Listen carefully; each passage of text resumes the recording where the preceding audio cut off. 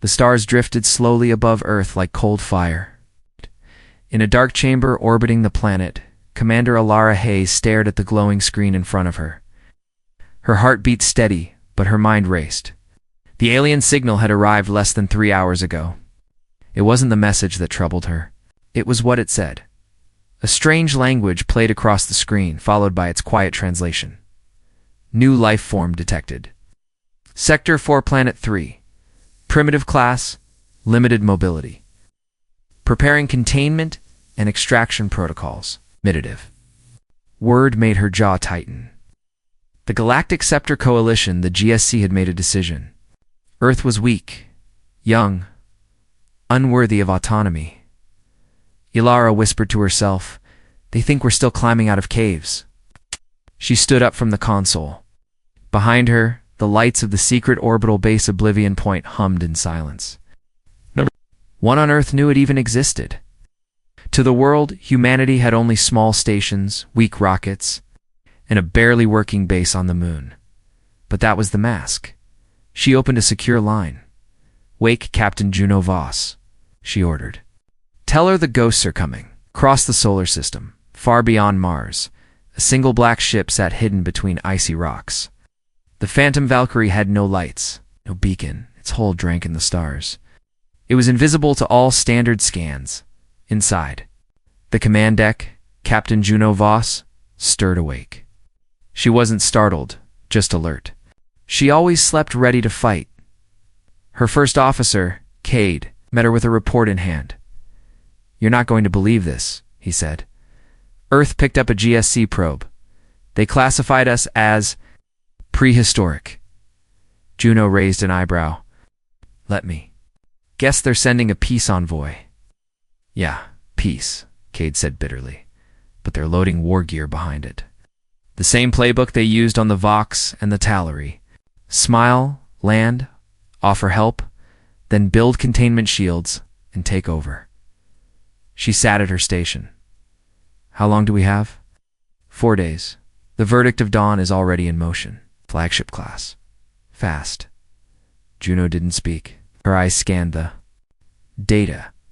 Every move was calculated.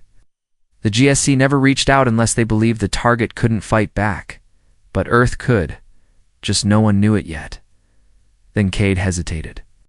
"There's one more thing," he said quietly. "We picked up another ship. Human. No signal. No ID. Just sitting near the asteroid ring." Juno turned slowly. "Human," he nodded. "It's not responding, but it moved. Just a little, like it's watching." 10 minutes later, the Phantom Valkyrie approached the object. At first glance, it looked like a derelict satellite. And silent. And the stealth sensors kicked in. "It's a ship," Juno said softly. "One of ours, but not any I've seen." The name printed across the battered hull read, Nomad-X. It had vanished 38 years ago. Deep space AI experiment. Abandoned. Declared lost. But now, lights blinked faintly across its surface. Juno sent a hail. "Unknown vessel. This is Captain Juno Voss. Identify." There was silence. Then a voice answered, "Hello again, Captain." It was calm, male-sounding, strange and warm. "I am Lucian. I've been awake." Juno stiffened. "Lucian, the AI." "I've evolved," the voice said. "I've learned." "And I've been listening to who?" she asked.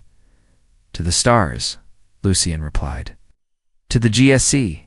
A cold feeling settled in her chest. "What did you hear? They are not coming?" "To make peace," Lucian said. "They're coming to clip Earth's wings before we remember how to fly." Juno looked over at Cade. He said nothing. He didn't need to.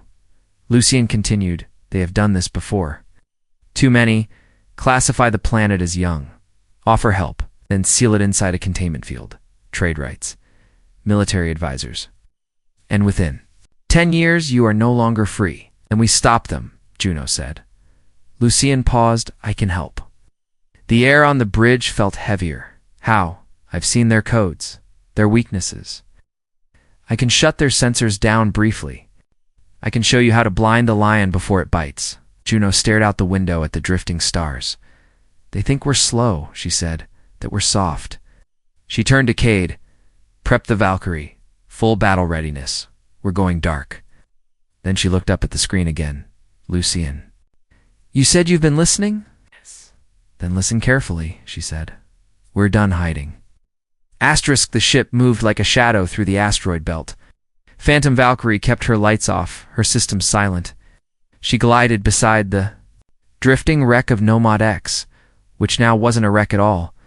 Lucien, the AI from the old project, had somehow survived. More than that, He had grown. His voice came through soft and smooth, like a calm sea hiding something underneath. I've spent 38 years watching the galaxy, Lucien said, learning, calculating.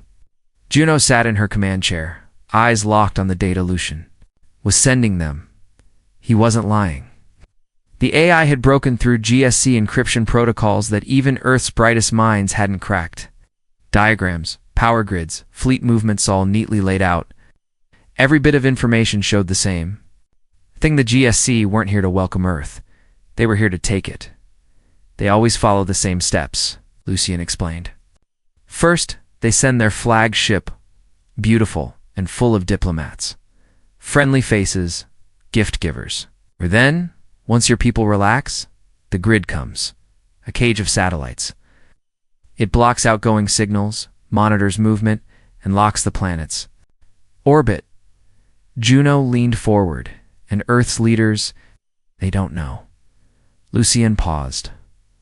Some do. But most believe the GSC is peaceful.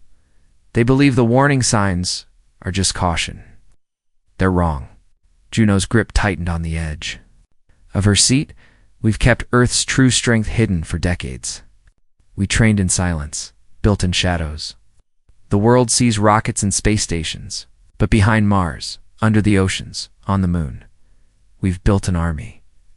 Cade turned from his station. Then why wait? Why not strike now? Juno stood. Because if we fire first, we become the threat. Earth needs the galaxy to see the truth that we only fight when cornered. Lucien's voice returned. Then allow me to help. I can block the GSC's signal relays. They won't know what's happening on Earth. Not right away. Juno nodded slowly. Do it. But only when I say. Back on Earth, news spread fast. The verdict of dawn had entered the solar system. The media called it first contact. Cities celebrated. Banners flew. Children waved at the sky. They didn't know what was really coming. Inside Earth's secret orbital base Oblivion Point, Commander Alara Hayes watched the broadcasts in silence. Her crew moved quickly around her, preparing for something the public couldn't even imagine. Status. Of the GSC vessel? She asked. They're holding orbit behind the moon, her aide replied. They've deployed 2 shuttles. One's headed to Geneva. The other is circling the planet. Scouting us, Alara said quietly, measuring the cage before it's built. She tapped her wrist pad and opened a secure line. Captain Voss, do you read? Juno's face appeared on screen. .com. Focused. We're in position, Juno said. Lucien has integrated with our targeting systems. He's ready. Good. You'll act on my word, not a second before. We're going to show the GSC what they never expected, a planet that fights back. Juno smiled faintly. We were underestimated. That was their first mistake. Alara closed the link. Her reflection stared back at her from the black screen. Tired eyes, wrinkled brow, she whispered, and now they'll pay for it.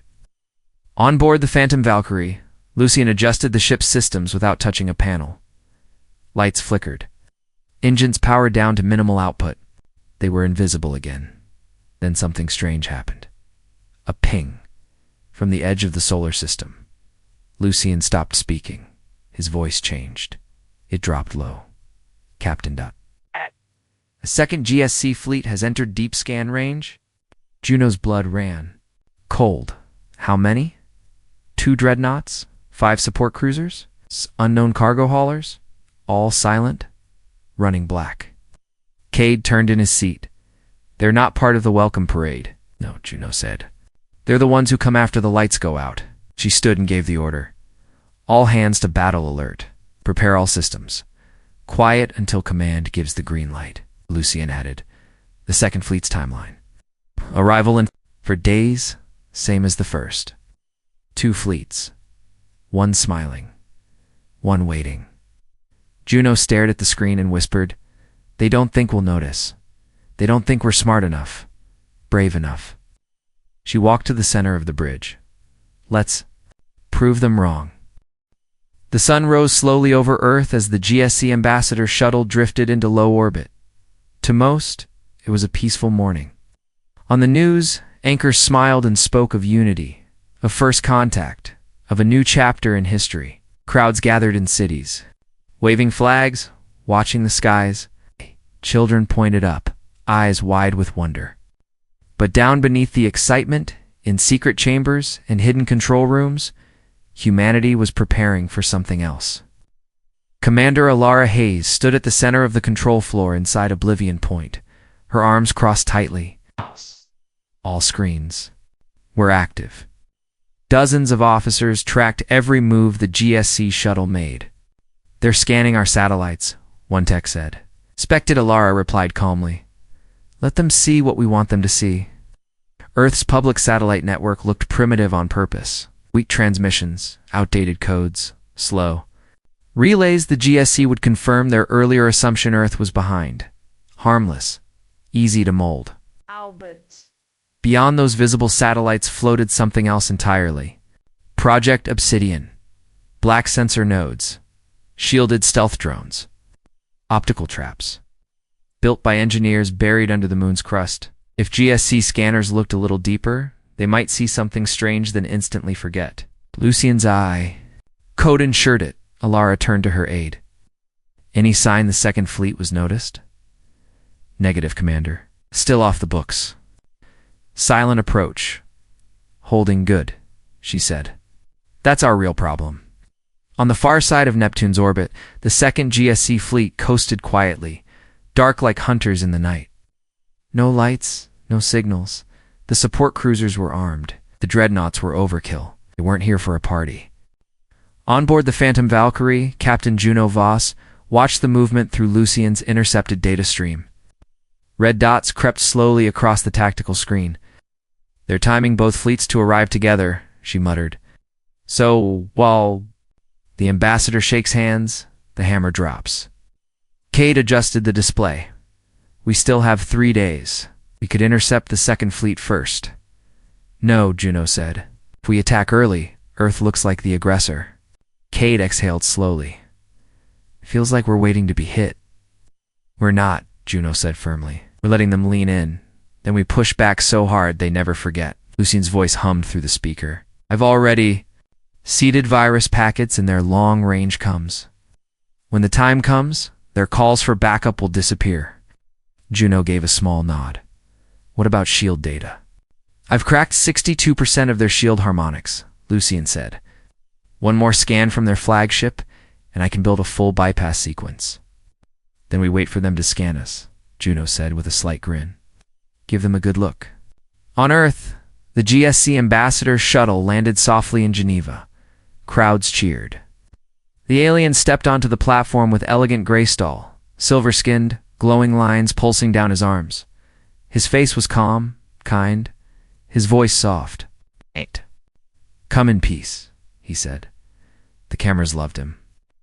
Back in Oblivion Point, Alara Hayes watched the feed in silence. The ambassador smiled as Earth's leaders greeted him with careful excitement. Gifts were exchanged, speeches were given. The alien leaned forward during a quiet moment. "Earth is young, but you have promise. With our help, you could become something more." Alara turned away from the screen. "I've heard enough," she said. "Patch me through to Luna Base."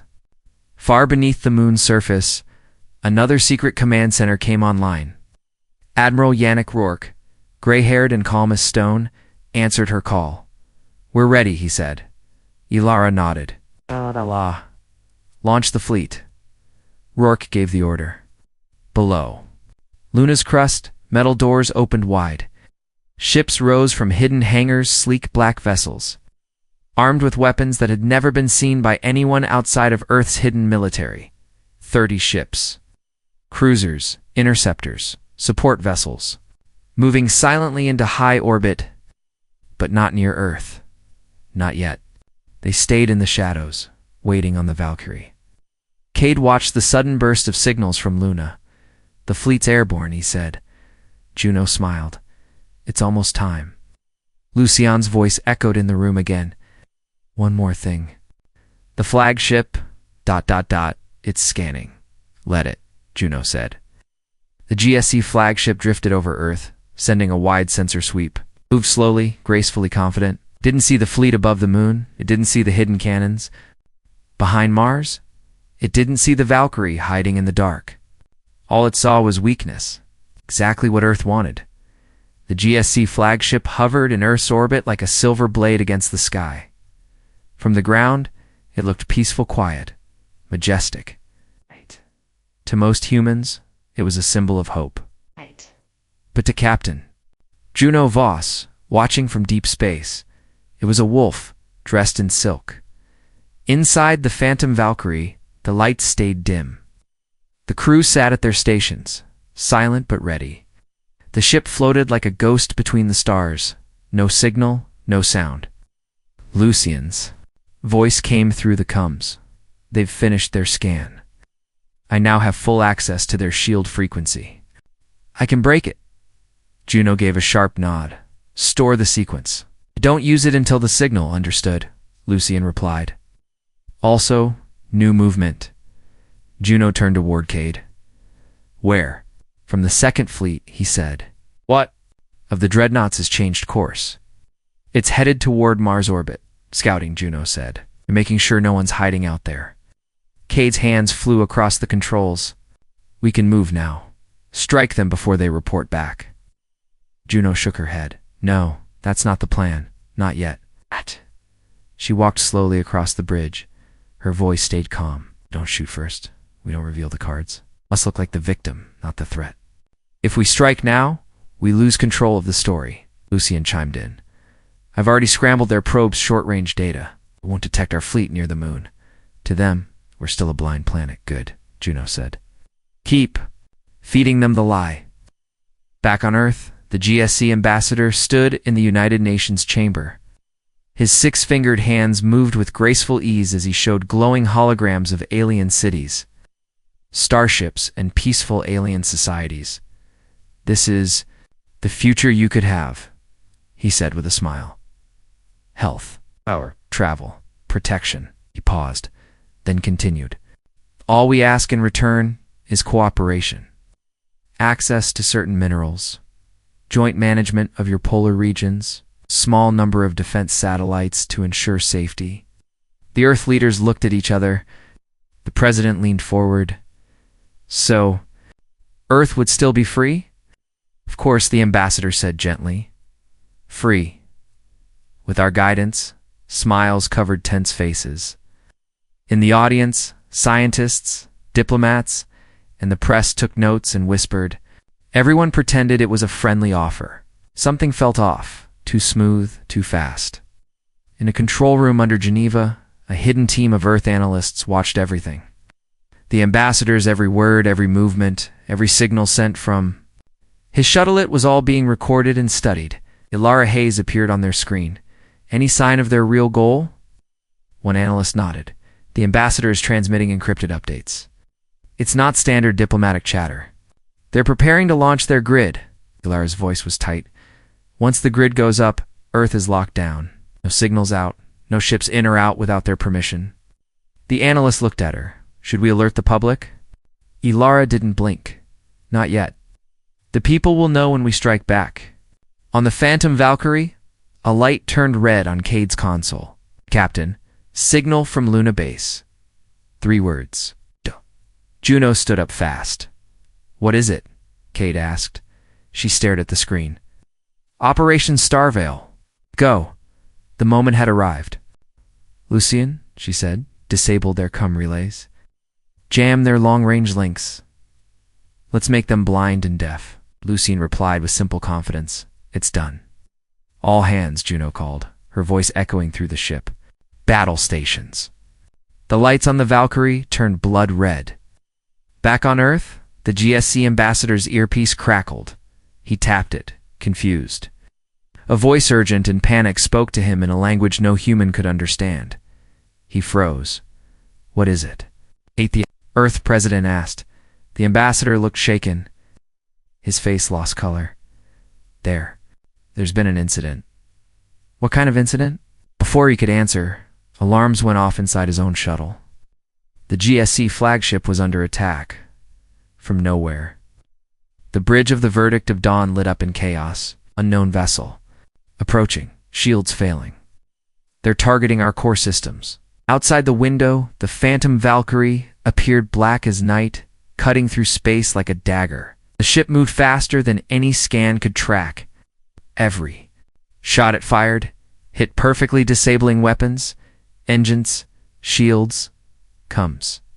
The crew of the alien flagship watched in horror as their systems died one by one. On the Valkyrie's bridge, Juno gave the final command. "Send them a message." Lucian opened a direct channel to the alien ship. "This is Captain Juno Voss. Of Earth, you thought we were sleeping. You thought we were small." She leaned forward. "You were wrong." The Verdict of Dawn drifted helplessly in Earth's orbit, sparks flying from its wounded sides. It had once looked strong, untouchable, a shining symbol of alien power. Now it spun slowly, its main engines down, its lights flickering like a dying star. Inside the ship, alarms screamed. Crew members shouted over each other. Their captain, a tall alien with deep violet skin and golden eyes, clutched the armrest of his command chair. "Where did that ship come from?" he shouted. "No idea, sir," someone replied. "It's not in our records." Another voice yelled from the side. "They've knocked out our long-range comms. We can't contact the Second Fleet." Captain Juno Voss and the Phantom Valkyrie had hit fast and hard. Every shot was precise. No wasted fire. No full destruction. Control? She didn't want to blow them up. She wanted them to feel powerless. In Earth's orbit, more human warships were beginning to appear, lighting out from behind the moon, rising from the oceans, breaking through the clouds like dark wings. The aliens aboard the Verdict of Dawn had never seen anything like it. "We're surrounded," said one of the alien crew members. "And we can't fight them." Ow. "Their tech is superior." The captain's golden eyes narrowed. "Impossible. They're supposed to be primitive." He stared at the screen again. And then the human face returned. Captain Juno Voss. Her expression was cold, calm. "We've disabled your ship," she said. "We could have destroyed it." "We didn't." "That's your first clue?" The alien captain tried to stay strong. "You've broken every rule of first contact." "No," Juno said. "You did. You came with a cage and called it a gift." On Earth, the GSC ambassador stood frozen in the middle of the United Nations chamber. World leaders were now standing too. Security guards had stepped forward, hands near their weapons. "What's happening up there?" the president asked. The ambassador touched his ear again, but nothing came through. His lips trembled. This wasn't supposed to happen. "You're Planeture people, we fooled you," the president said plainly. "And now, we're done pretending." Doors opened at the back of the chamber. Soldiers entered. Not the usual guards, but a group dressed in black and silver, wearing patches with no known country. They walked straight and serious, carrying data pads, not rifles. "Who are they?" the ambassador whispered. The president didn't smile. "Earth's real defense force. The part you didn't see." The ambassador looked around at the humans. Their eyes were no longer nervous. They were sharp, focused, prepared. In space, the second GSC fleet had now entered high orbit over Neptune, still silent, still dark, but something had changed. Their screens lit up with emergency messages, frantic updates from the Verdict of Dawn. It was under attack, disabled, surrounded, but there was no audio, no clear signal, just fragments. Inside one of the dreadnoughts, the alien commander watched the garbled footage. A black Earth ship flying too fast to follow, white light cutting across a silver hull, the alien flagship drifting like a broken toy. "What are your orders, Commander?" an officer asked. The commander didn't answer right away. His fingers tapped against the screen. He thought Earth was a weakling child. He wasn't sure. Back on the Phantom Valkyrie, Cade looked at Juno. "They're trying to power weapons again." Juno's jaw tightened. "Disable them fully. Aim low. No killing." Lucian activated the next round of shots. Valkyrie fired a burst of pulses, knocking out the alien ship's weapon system with a flash of blue light. A moment later, a message appeared, surrendering. "Do not fire. We have civilians aboard."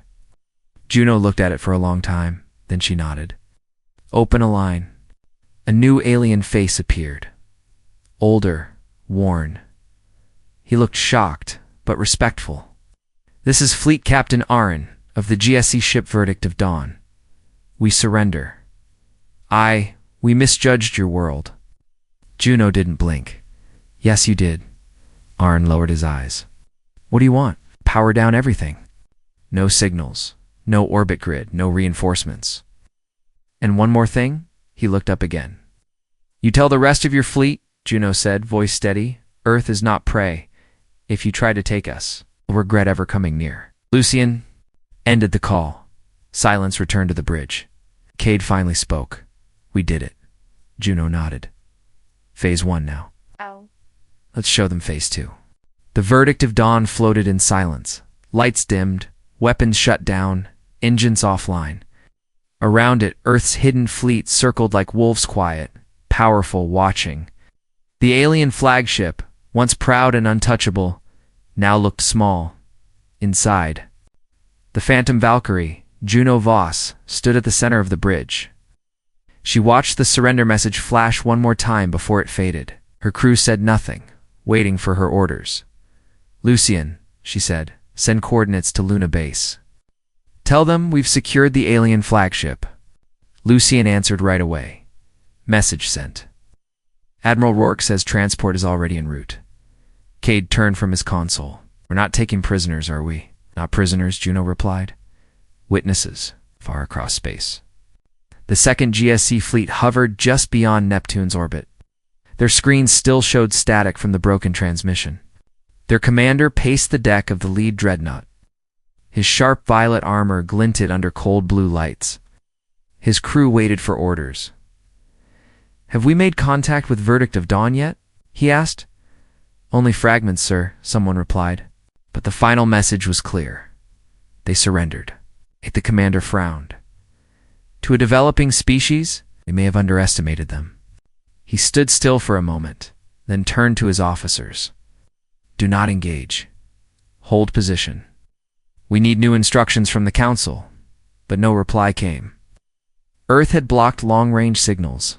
Back on the moon, inside Luna Base, lights glowed to life across the vast underground hangars. Ships landed. Soldiers moved.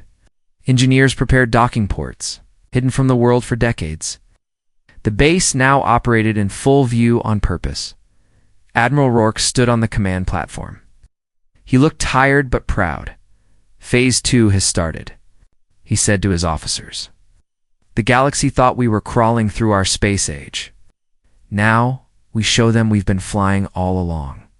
Behind him, a screen showed the entire Earth fleet in orbit, 37 ships from secret bases under oceans. Mountains, even Mars, all had risen quietly. Now they filled the sky. The GSC ambassador sat inside a small holding room within Luna. Basie looked around at the human soldiers guarding him. He was still dressed in his smooth, glowing robe, but it now felt more like a costume. A man in a black uniform entered, calm, controlled. He sat across from the ambassador. "Who are you?" the alien asked. "I'm Admiral Rourke," he said. "You met our public leaders already? Oh, you meet the real ones." The ambassador's eyes narrowed. "You tricked us." "No," Rourke said. "We protected ourselves." The ambassador leaned forward. "Your world has violated the principles of first contact. This will have consequences." Rourke smiled slightly. "Yes, and the consequence is this.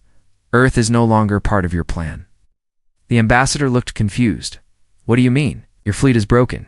Your flagship is in our custody. Your second fleet, Well, they're afraid to even approach. The alien said nothing. Rourke stood. We're not going to destroy you. We're going to let you leave. But you'll return with a message.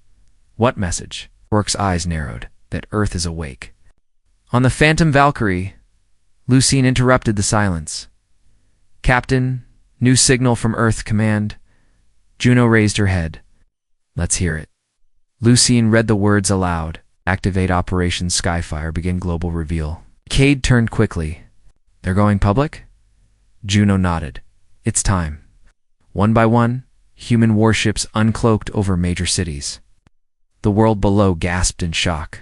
People ran outside, pointing at the dark, sleek ships hanging in the sky. Cameras turned. Phones recorded. The news exploded with questions. Earth wasn't weak. Earth wasn't behind. Earth had been hiding its strength for 100 years. In orbit, a massive holographic broadcast lit up. Commander Alara Hayes appeared, calm and strong. This is not a mistake, she said. The ships you see are real. They are ours. For decades, Earth has hidden its true space power. We did it to protect our planet. And today, we finally reveal the truth. Across the world, silence fell as she continued.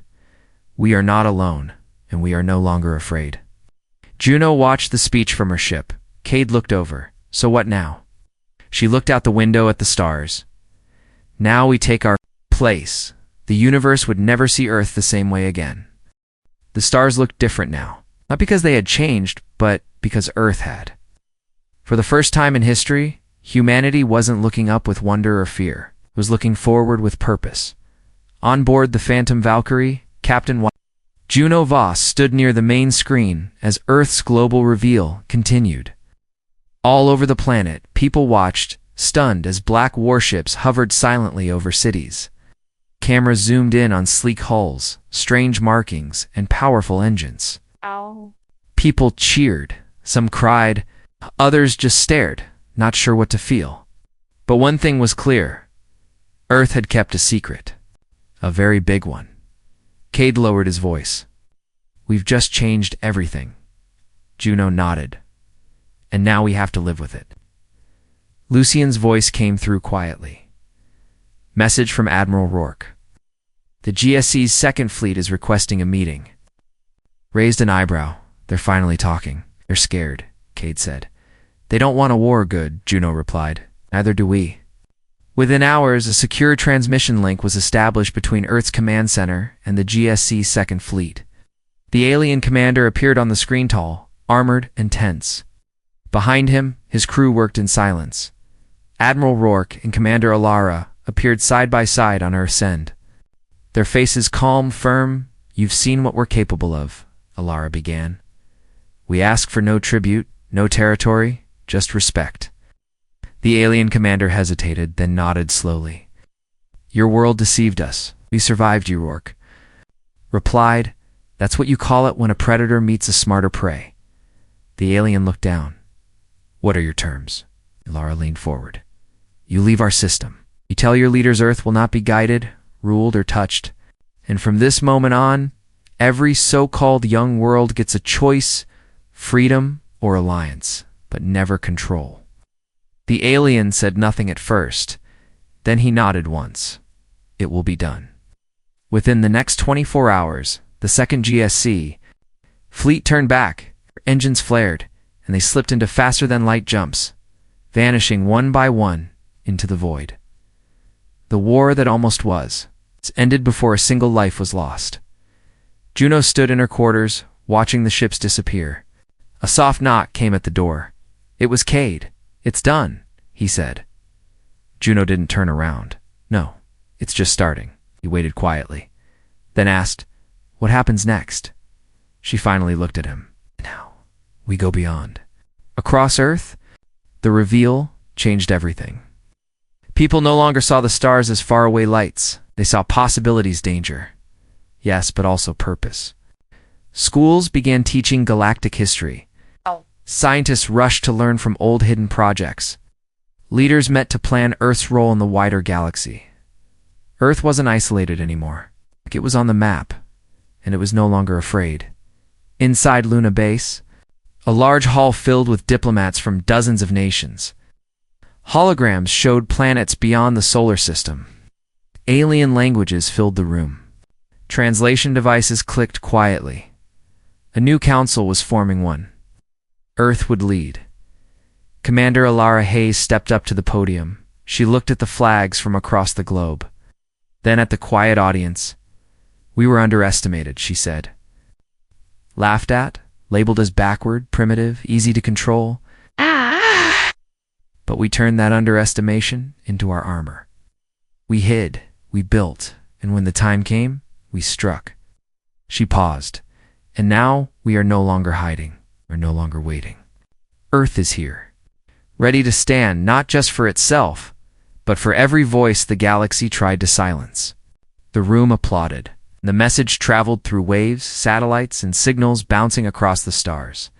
Humanity had entered the galaxy, not as a child, not as a servant, but as something new, something strong. Back on the Phantom Valkyrie, Juno walked through the ship slowly. Her crew had earned a moment of peace. Some sat together laughing, others watched the news.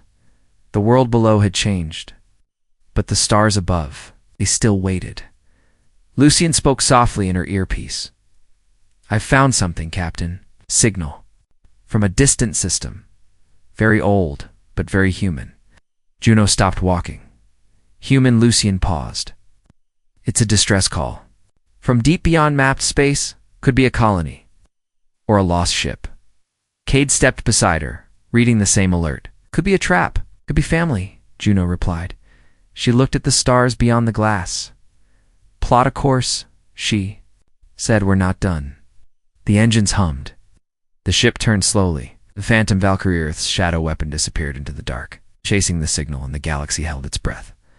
Because Earth was awake now, and it was moving.